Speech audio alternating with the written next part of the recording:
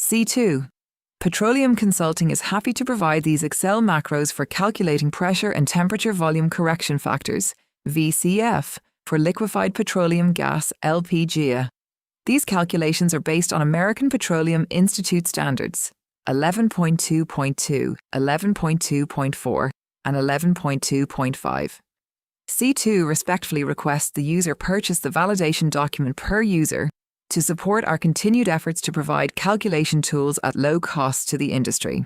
Modules are contained in the appendixes in the validation document, while in Microsoft Excel, open the Microsoft Visual Basic for applications. This can be done via hotkey Alt plus F11. Be sure the page you are working in is highlighted in VBA project window. Use the Insert menu to insert new modules. Modules will appear blank in the work screen.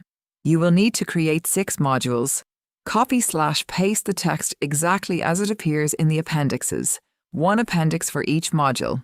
You will need all 6 to successfully perform a line-to-standard condition conversion. You may now reference the functions in your Excel page. Be sure to precede the function call with an equals sign. Algorithms assume standard conditions are 60 degrees Fahrenheit and 14.7 pounds per square inch absolute. Inputs, outputs, and rules for significant digits are described in the validation document. Modules may be saved by exporting from the Microsoft Visual Basic program using the export option in the VBA project window.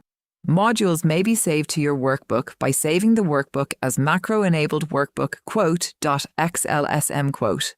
This prevents having to reload the modules. Thank you for your support and feel free to reach out should you have any questions or concerns.